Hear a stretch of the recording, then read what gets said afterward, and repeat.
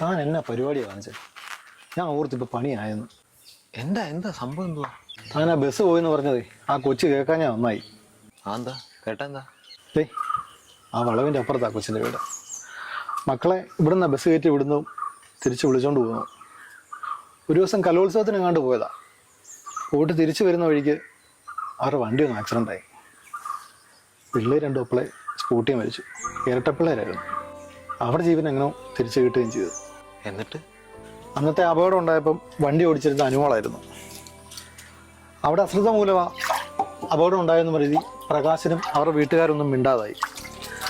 അത് അവരെ പറഞ്ഞ് മനസ്സിലാക്കുന്നതിന് മുമ്പ് ഒരു ആക്സിഡൻറ്റിൽ പ്രകാശനും പോയി. കഷ്ടമുണ്ട് കേട്ടോ. അതോടുകൂടി അവിടെ സമ്മേളനം തെറ്റിയതാ. ഇപ്പം സ്ഥിരമായിട്ട് എല്ലാ ദിവസവും മക്കളെ വിളിക്കാൻ വേണ്ടി ഇവിടെ വരും. ഞാൻ പ്രകാശനെ വിളിക്കുന്ന പോലെ അങ്ങ് അഭിനയിക്കും. ലൈസൻ മേടിച്ച് അവളങ്ങ് തിരിച്ചു പോകും. അപ്പം ഈ എന്ന് ലേസ് കൊടുക്കുന്നതിൻ്റെയൊക്കെ പൈസയോ? ഞാൻ അവളെ എൻ്റെ പെങ്ങളെ കണ്ട ഈ പൈസയൊക്കെ ഒരു പ്രശ്നമാണോ പോയി? പാവല്ലേ, എത്രയും വേഗം കാര്യങ്ങളൊക്കെ ഓക്കെ ആയാൽ മതിയായിരുന്നു. പക്ഷെ ഞങ്ങൾ നാട്ടുകാരുടെ ആഗ്രഹം അവൾ ഈ അവസ്ഥയിൽ തന്നെ ഇങ്ങനെ പോയാൽ മതി എന്നാണ്. അവൾക്ക് സുഖം വന്നു കഴിഞ്ഞാൽ അവൾ എങ്ങനെ സഹിക്കും ഈ അവസ്ഥയൊക്കെ?